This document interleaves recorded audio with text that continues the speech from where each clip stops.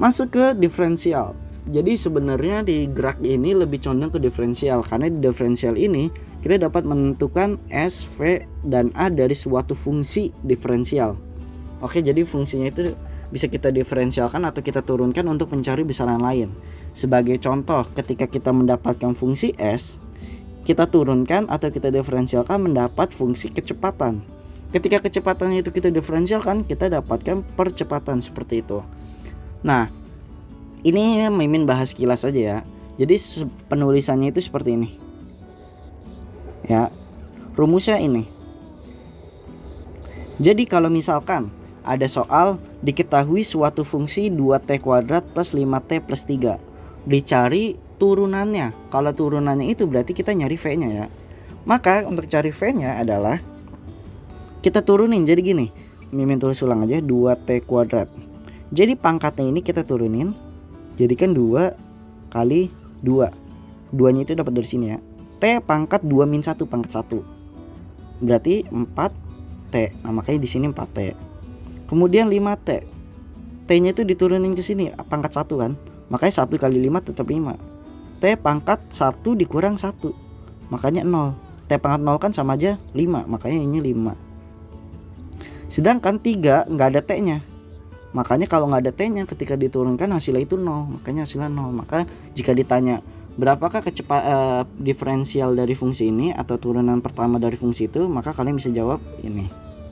Oke. Untuk lebih jelasnya Mimin udah bikin video tentang diferensial, kalian bisa cek sendiri aja. Di situ ada macam-macam tentang turunan diferensial. Oke. Nah, selain itu, ini ada di salah satu penerapan di GLBB, yaitu gerak vertikal. Gerak vertikal adalah gerak benda yang terjadi secara vertikal dong. Ya udah, ini mah simpel kok. Ada gerak ke bawah, ke atas, sama jatuh bebas. Jadi kalau gerak vertikal ke bawah, dia didorong, set, bolanya itu didorong sehingga V-nya itu bukan sama dengan 0. Kalau di gerak jatuh bebas, dia itu V0-nya itu 0. Contohnya itu kayak buah jatuh dari pohon. Kan kalau buah jatuh dari pohon itu dia nggak ada kecepatan awalnya kan, yaitu kecepatan awalnya 0. Makanya itu disebut gerak jatuh bebas. Kalau gerak vertikal ke atas, ya udah dia dilempar ke atas, kemudian di suatu titik dia mencapai ketinggian maksimum. Nah, ketika mencapai ketinggian maksimum, ini V-nya itu 0. Setelah itu, sesaat dia nyampe ketinggian maksimum, dia turun lagi ke bawah. Nah, ilustrasi seperti ini. Oke, ngerti ya? Kalau di gerak vertikal ke bawah, dia A-nya itu sama aja kayak G, bernilai positif karena searah dengan gravitasi. Sedangkan geraknya itu searah sama gravitasi. Kalau ini kan ke atas, maka dia arahnya itu berlawanan sama gravitasi, makanya dia negatif. Sedangkan nanti pas sudah ke bawah, dia jadi positif lagi. Kalau ini kan ke bawah positif ya. Nah, rumusnya ini sama aja kayak tadi, kayak di rumus sebelumnya. Bedanya kalau A ini kita ganti jadi gravitasi, S ini kita ganti jadi H. Positif, negatif, positif, negatif. Positif ketika searah gaya gravitasi, contohnya di gerak vertikal ke bawah dan gerak jatuh bebas.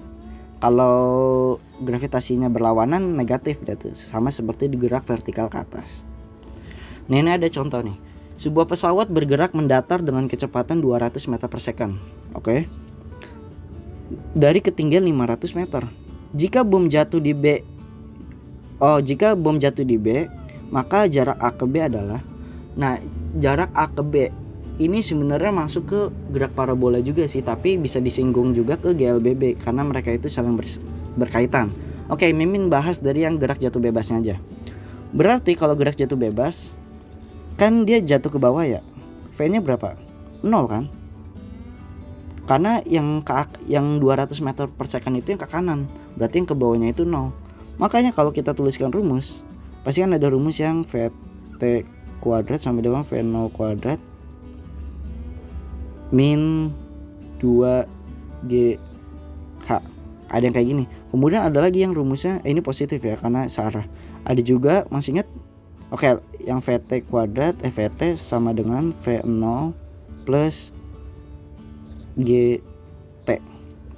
Oke, ini ingat. Kemudian ada lagi yang rumusnya H kok enggak. Nah, H sama dengan V0T plus setengah GT kuadrat. Nah, yang rumus yang kita pakai adalah yang ini. Kenapa? Karena kalau kita gunakan rumus yang kedua ini, kita belum tahu VT-nya. Di sini kita nggak tahu VT-nya. Jadi ada dua variabel yang nggak diketahui. Tapi kalau kita pakai rumus ini, kan kita dapat V0-nya kan 0 plus setengah G T kuadrat. Sehingga kalau kita nyari T, yaitu 2H per G, sama seperti rumus ini. Itu asal usulnya. Ya udah kita masukin. H-nya itu 500, G-nya itu 10. Masukin dapatnya T-nya itu 10 second. Jadi waktu untuk jatuh ke bawahnya itu 10 second. Baru deh kita masukin ke rumus GLB, V kali T. V-nya itu yang 200 tadi, T-nya itu yang kita dapat 10 tadi, sehingga didapatkan 2000 meter. Kayak gitu. Nah, ini ada contoh soal lagi, latihan soal sih sebenarnya. Tentang gerak vertikal. Bola bermasa 1,2 kg. Kita tulis dulu diketahuinya. Masa 1,2 kg. Vertikal ke atas dari tanah dengan laju 16 meter per second. Waktu yang diperlukan bola untuk tiba kembali ke tanah. Ingat, kalau di gerak vertikal, dia masa suatu bendanya itu nggak berpengaruh, jadi dapat diabaikan. Jadi yang kita lihat itu hanya 16 meter per secondnya aja. Oke? Kita masukin rumus yang ini. Min 2GH. Kenapa minus? Karena geraknya ke atas, berlawanan gravitasi. Oke? Mimin tadi udah disebutkan kalau ketika gerak vertikal ke atas, ada suatu ketika ketinggiannya itu maksimum, dan nilai VT-nya itu 0 kan? Oke? VT-nya 0. Masih inget ya? Nah, di sini juga ada lagi rumus H sama dengan VOT min setengah GT kuadrat. Kita masih ada lagi yang rumusnya VT kuadrat sama dengan V0 kuadrat min 2GH. Nah, kalian analisis sendiri nih. Apa yang harus kalian pakai? Oke. Ini GH. Sorry ya, ini GT. Sorry. Maaf. Nah, itu GT ya. Jadi yang pertama kalian lakukan adalah kalian bisa gunakan rumus yang ini. Kenapa? Karena gravitasi ada.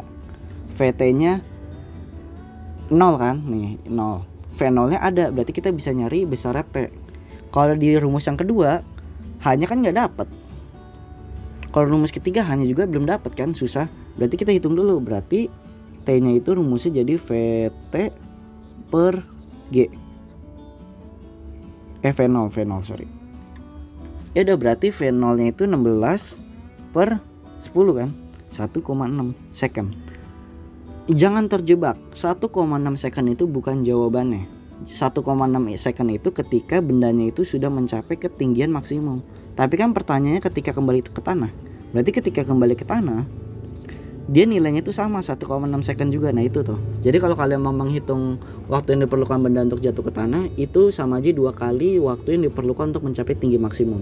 Berarti 1,6 ditambah 1,6 sama dengan 3,2 second. Maka jawabannya E. Seperti itu. Kalau kalian ada yang kurang jelas, bisa di replay aja videonya, kalian catat dulu biar makin mudah dimengerti.